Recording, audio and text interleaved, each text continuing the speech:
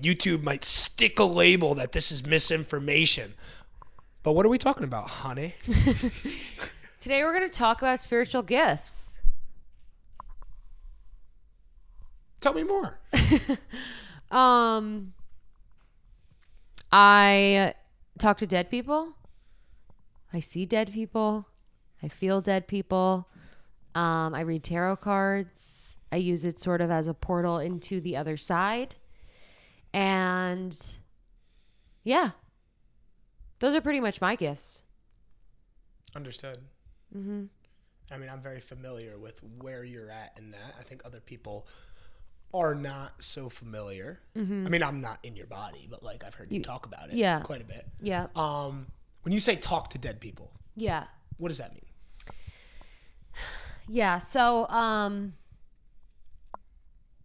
it was definitely a process to even like really figure out what was going on there, but it started as less of a choice.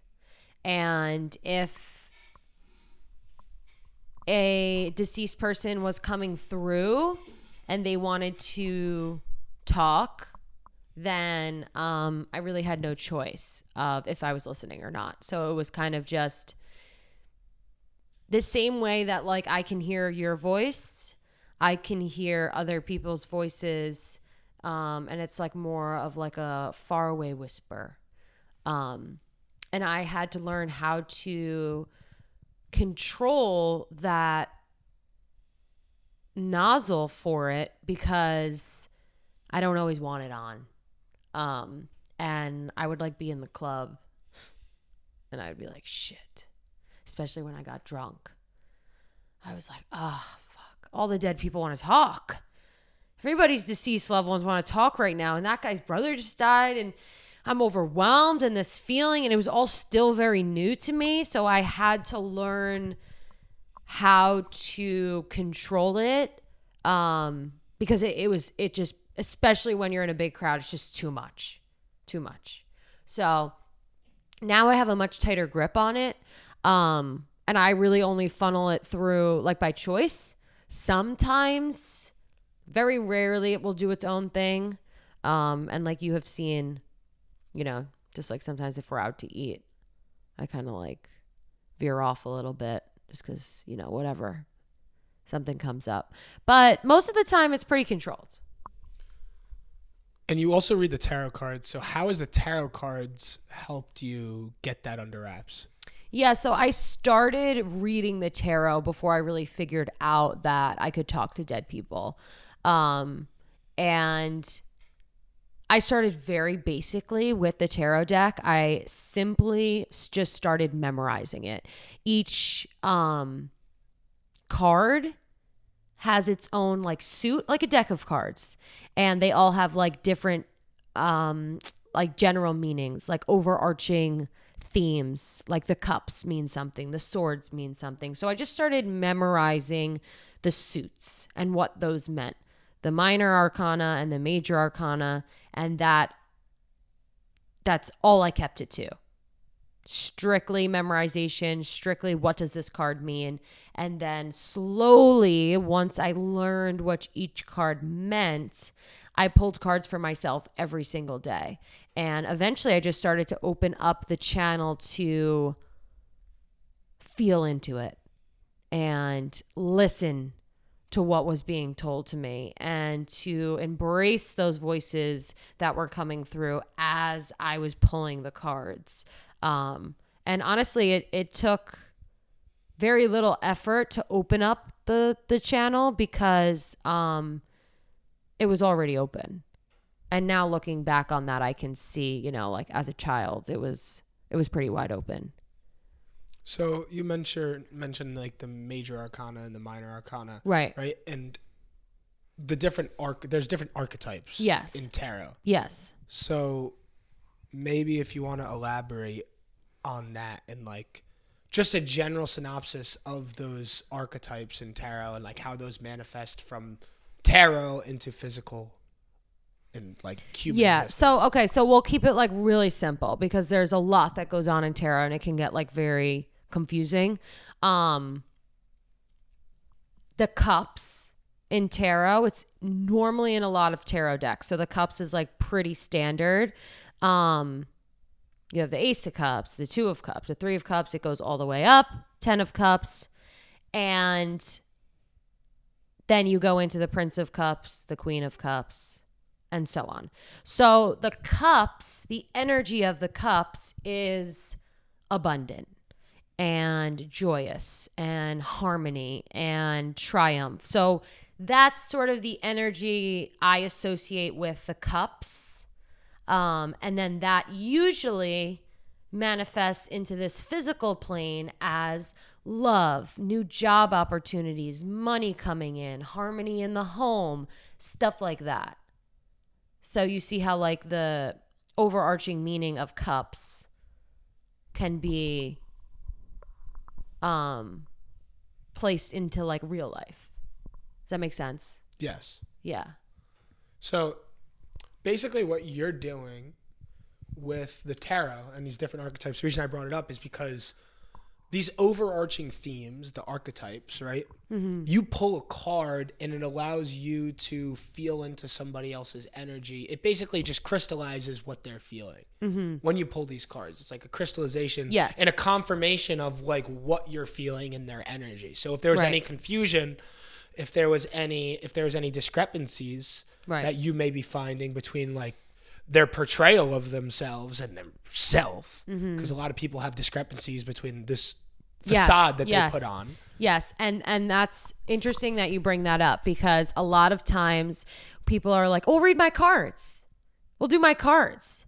And I am a bit choosy on when I read, just based off of, do I feel called to read right now? But that's separate. So sometimes when people feel really enthusiastic about me reading their cards and I go to read their cards and the first sentence out of my mouth is, I don't know, like whatever, like, how come every time you look at yourself in the mirror, you think you're ugly?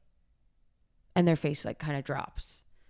And I can like, because I'm now opening into their energy, I can almost feel in their physical body that like lump in their throat, their heart starts to beat, they start to sweat a little bit. And it's that moment of like, oh shit. Well, and also, can you elaborate a bit? Because I didn't quite understand this when we first started reading the tarot cards, is when you say you're entering my energy. Yeah. It's not Deanna talking anymore. Mm-hmm. Deanna leaves. And I've physically seen that. I mean, we've done it under the influence of some psychedelics before. And I've actually watched you leave. Yeah. Right? And basically what happens is I've watched my higher self assume existence within you. Yeah. Right? God, whatever you want to call it, your higher self, your spirit. Mm-hmm. Basically, my spirit is speaking through you to me. Yeah. So when you say something along the lines of, why do you feel you're ugly in the mirror? That's them. That's that person looking you're speaking to, talking to themselves. Yep, exactly. Which is why it hits so deep. Yes. Yeah. I just wanted to clarify that because I think that's important. When people do get their tarot cards read, when people get an astrology reading, when people go to somebody that's a channel, a medium, right? All these people are doing, if they're skilled in their practice, is being a mirror for who you already are, right? And there's some people with some afflictions with mediums, right? And I don't think everybody that claims they're a medium is a medium, right? Of course. But the people that are tapped into themselves and tapped into truth are acting as a mirror. Mm-hmm. Right? As you are, I am. Mm-hmm. And like, I've seen that in you. It's like when you read my cards, you call me out my shit as if I'm calling myself out my shit. Everything that I felt iffy about, guilty about, shameful about, you say, well, dude. Yeah, like, yeah, exactly. It's like, of course you feel that way. Yeah, it really is like all the deep stuff, like all that buried stuff, which is why like I am a little bit cautious when it comes to reading people, because not everybody's open to hearing. And it can be turned around on the reader, right? Well, you don't know me. You don't know what you're talking about. And it's like, I'm not picking what's said. You know, it's just, I don't really have a choice. It's just coming out. So, yeah. Well, usually when people get mad at you, they're getting mad at themselves. Exactly. But yeah, that's why also, like, if you read tarot, if you're a medium, if you're a whatever, or if you're just getting into it, it's very important for you to protect your energy for two reasons. From the person in front of you that you're reading, because your energy is yours, right? And you don't want it to be tainted in any way, shape, or form. So setting that container around yourself is very important. And then the second reason is that you are opening up to the other side, and light attracts dark. So the lighter you are in the other side, you know, darker things can start to weasel their way into your experience if you don't create that protection around yourself. So what are some things that you can do reading tarot, astrology readings, anything, when you're opening yourself up, right? Whenever you lean into your gift, and I know we're talking about spiritual gifts, and we can get to what I've been experiencing later, but when you're dropping into a channel of some kind or reading or anything like that, what can you do to protect yourself? Yeah, so it's just really whatever feels right for you. Like, there is no rules. There is no like certain playbook you have to follow. I would always invite in some sort of smoke cleanse. If it's Palo Santo, if it's incense, if it's sage, whatever, something's burning to cleanse out the air. Smoke is great. I would also suggest speaking whatever words feel right for you in your head, out loud. If you want to go ahead and say out loud, I'm going to start the reading now. I am setting a bubble around myself, surrounded in love and light. That works. So it's just whatever feels like right and authentic for you to give yourself that protection. Yeah, and I think we've had this conversation before about wrapping yourself up in love and light, and being mindful of who you let in, and how you let them in, and how much you let people in. And something that I've been experimenting with and leaning into is like, how do I set these containers around myself, and like, how do I protect myself energetically? And I've found that leaning into what I find to be sacred is unique to me, but whatever you find to be sacred, use that. Yeah. Use that. For you, it may be the tarot cards. It may be a crystal. It may be the Palo Santo. For me, it may be my mala beads. It may be a Bible. It may be an candle. It may be a candle or an old thing that a $2 bill that my grandpa gave me. Right. Whatever it is that you find sacred and holy, Yes. you can set that container with yourself, because we got to remember is like our consciousness is entangled with the idea. It's not the object itself. No, that's it's holy. it's the intention behind it. And it's the idea and the attachment that we have to these objects that ties that psychic knot around us, that it protects us from. Yeah, exactly. So it's definitely individual, and you kind of just know. You play around with it, and you find your things. And if you're about to do a reading, and I'm on the beach in Costa Rica one morning, and you're surfing for 3 hours, and some girl comes up to me, she's watching me pull tarot cards. She's like, "Hey, can you read mine?" I had nothing on me. I didn't have smoke. I didn't have a crystal. I didn't have the things I usually have. So I just, set the container with my mind. So you don't always need your physical object on you as well. Your mind is very powerful.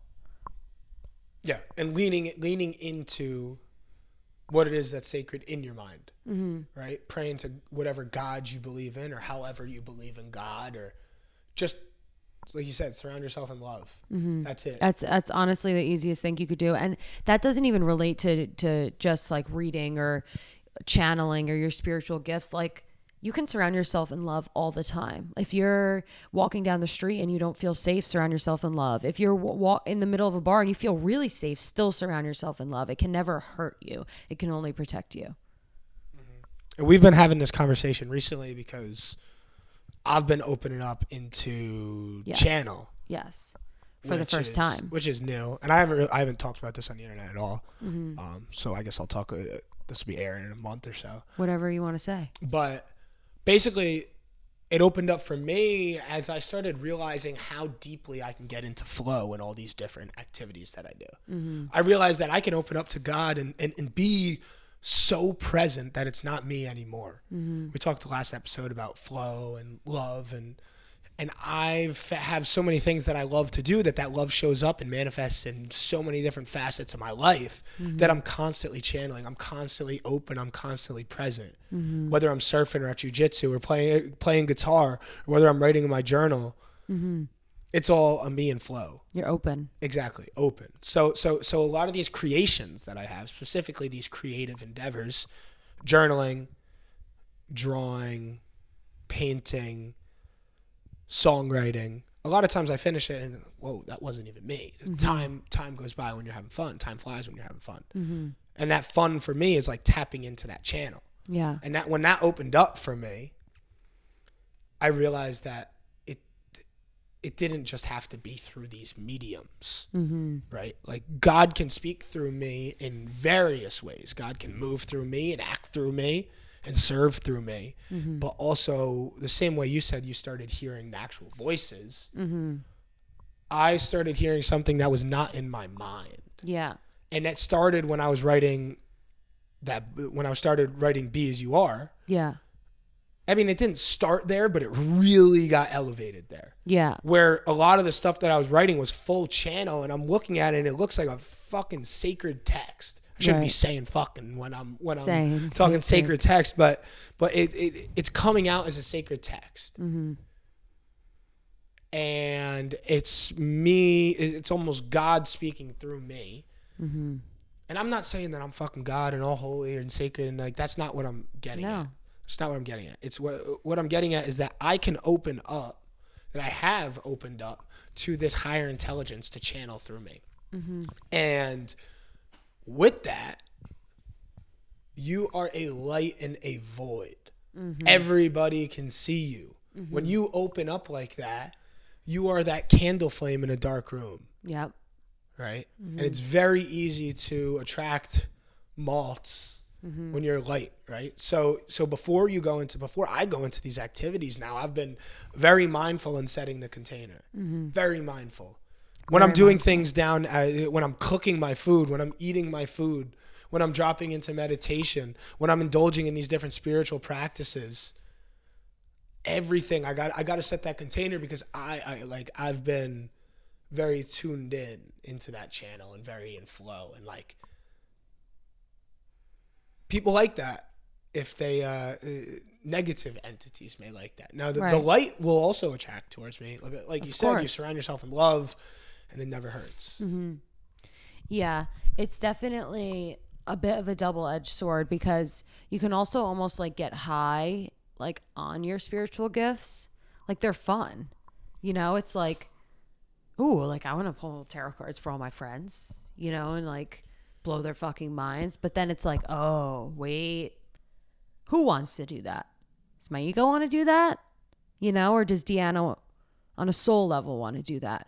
So, and then I've found that when I'm operating from ego, when it comes to pulling tarot, I will not pull. I'll be like, you know what? I don't feel like it tonight, guys. Because I know that the reading will not be as pure. And I have now opened myself up to the other side with a little bit of ego in there is just going to attract in more negative entity.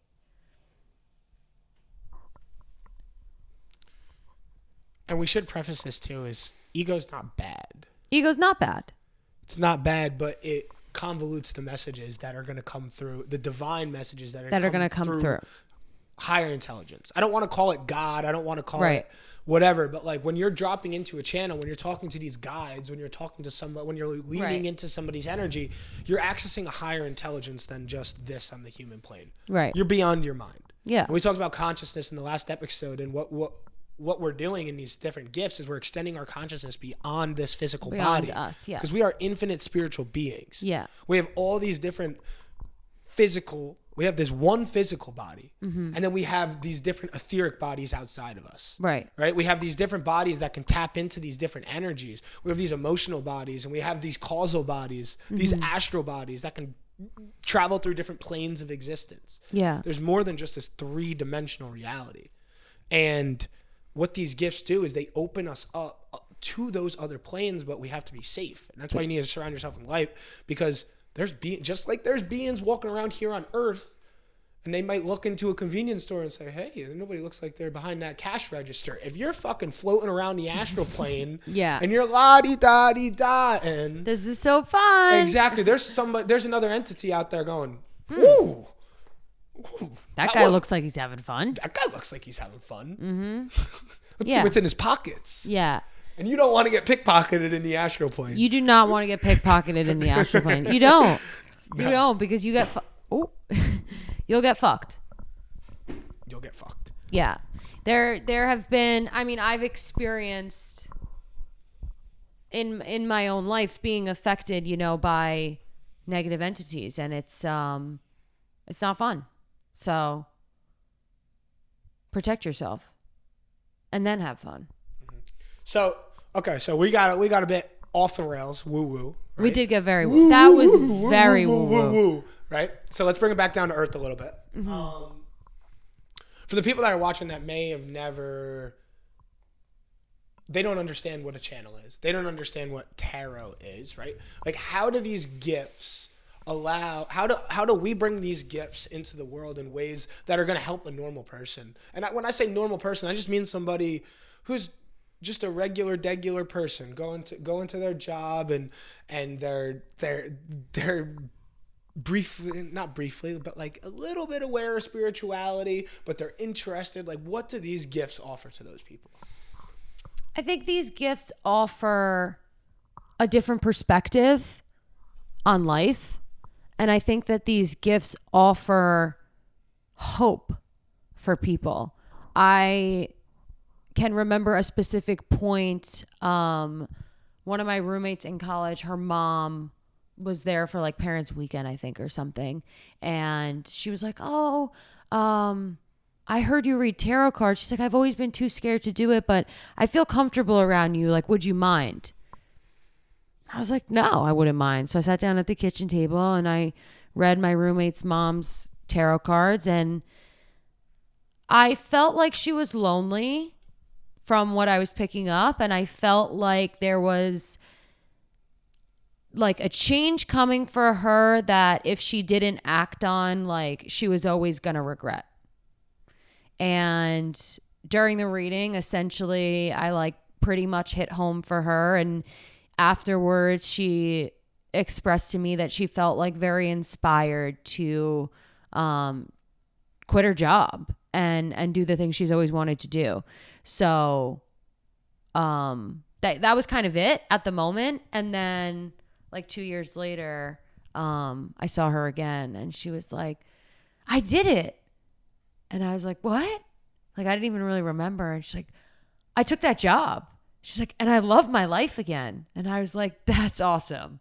I'm so happy you decided to do that. So I think it just can aid as like a glimmer of what somebody needs in that moment. And it usually means a lot more to them than it does to me because it's personal. And you don't even know exactly what you're saying. You're shining light on what their they need to internal. hear. Yeah. I that's what it is. I don't know what's coming up. Whatever's coming up, it's not up to me. It's up to you.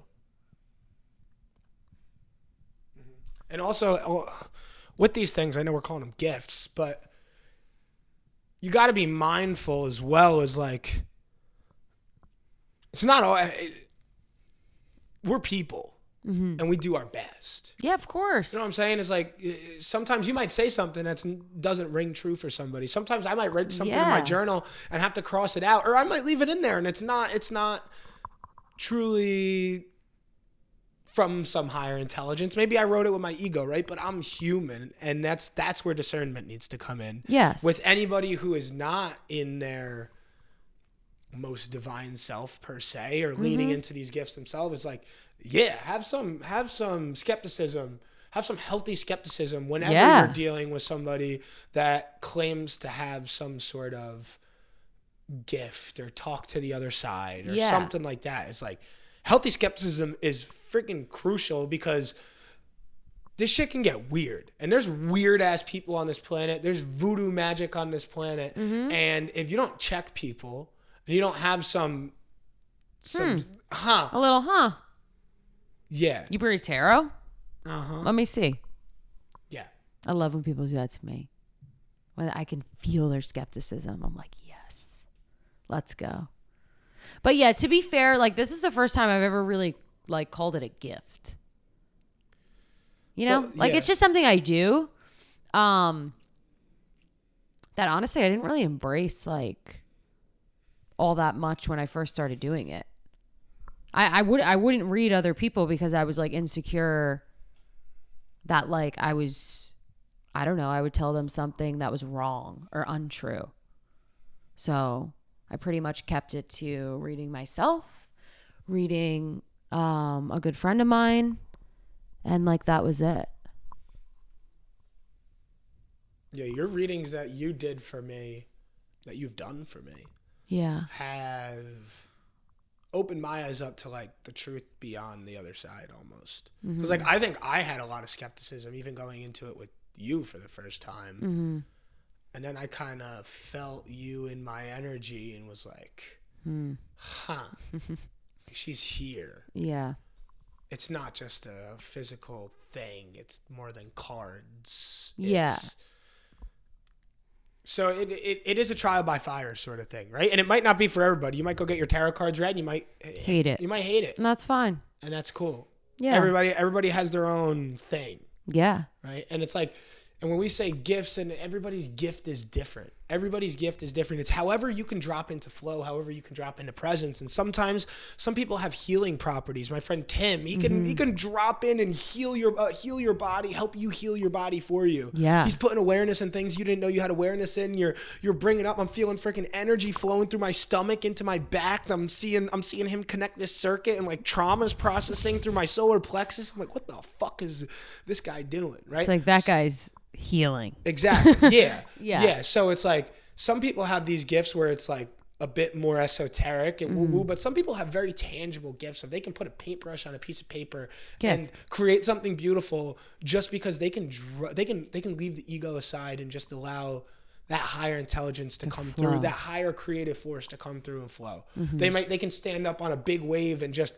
elegantly paint on that wave and create these turns, or they can pick up a guitar and hit a beautiful solo flawlessly in front of a crowd of 50,000 people. Yeah. Some people just have these gifts that they can tap into at any time. Yeah. Definitely. Or they can just read people really well. That's a gift as well. That's a great gift. Yeah, and a lot of those people that can read people real well have very large multi-million Million-dollar businesses, companies, yep. right? And because the world is built on people, and you got to understand people. You have And to that's understand the biggest thing with what we're doing here is like communication. Our relationship is every relationship, but our relationship especially, we've made it very known that like communication is the number one thing, and we've been very good with that. Talking, having an open river of communication.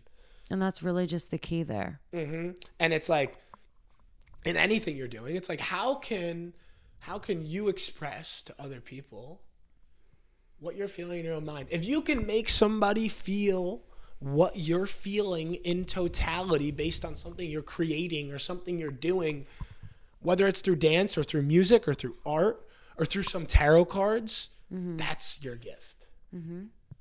Yeah. Yeah. It's really fun.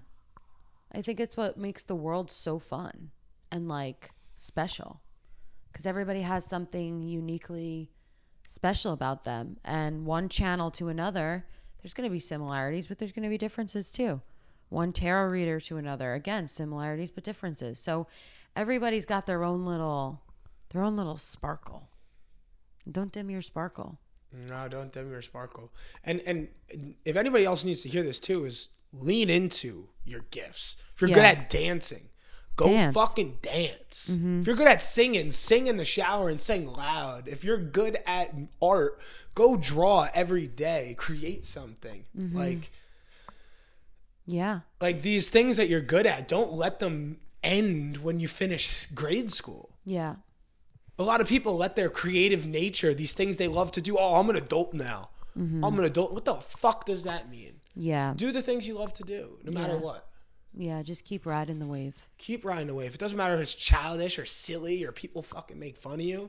People make fun of me all the time. How many people, you look through my Instagram feed and you see how many people are sharing my videos over the last year. And then they wish they were on a fucking plane to Mexico getting paid for work now. Yeah. Right? And it's like you do these things every day with this passion and love in it, and the world needs your love, and whatever way it spills out of you, do it every day, whether it's making videos or painting or singing or making podcasts. Do it. Just do it. Do it with your whole fucking chest. Do it with your pussy. Do it with your whole pussy. Put your whole pussy into it. I love saying. Yeah. Yeah, put your whole pussy into it. I don't know, it upsets me when I hear people say they don't have anything they love to do. That's depressing to me. Yeah. Because you know what that means is they don't love anything that they're doing. And that's sad. That hurts my heart. It is very sad. I had a friend in college, and I remember talking to her. She was scrolling through social media all the time, posting stupid Snapchat stories and all that stuff. And she's talking. She's like, "Oh, it's so cool you play guitar. It's cool that you draw, paint, whatever." I'm like, "Yeah, like, what do you love to do?" She's like, "I don't really love to do anything."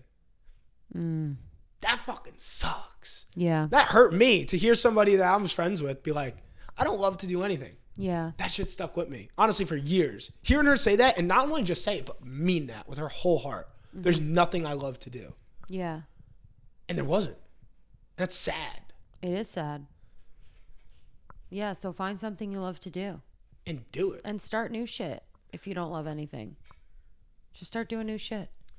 And it's like, there's a lot of people that don't have anything they love to do yet. And that will come. But try. Yeah. Try something. Somebody asks you to go rock climbing. Go rock climbing. Go tear the calluses off your hands and decide you don't like it before you say you don't. Yeah. Go try this shit. Go jump off a cliff. Just live. Go ride a motorcycle. Go do something that scares you, and you'll be better off for it.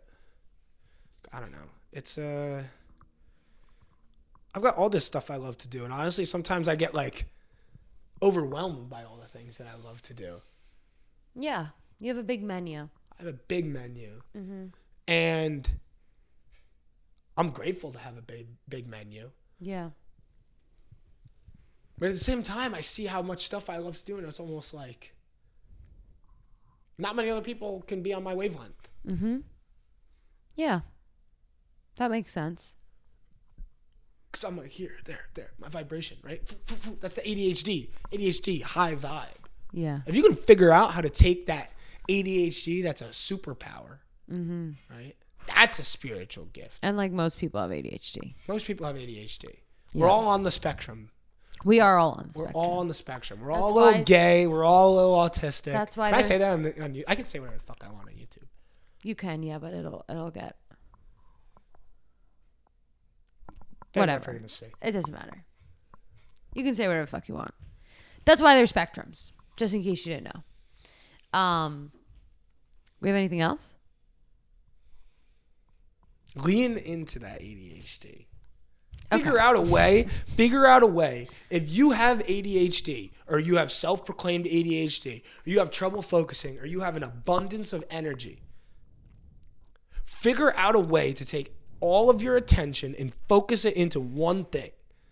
That is a superpower. If you can take all of your energy, all of your attention, and place it into one thing, you are going to create an abundance of that one thing. If it's business, you're going to have a killer business. If it's guitar and you place all of your energy into it, you're going to be a really damn good guitar player. So whatever it is that you're passionate about, take all of your energy, all of your awareness, all of your intention, and do it with love, and you're going to be really good at that thing. And I'm sure you're going to love to do it. That's perfect. That's all I got. That's all I got as well.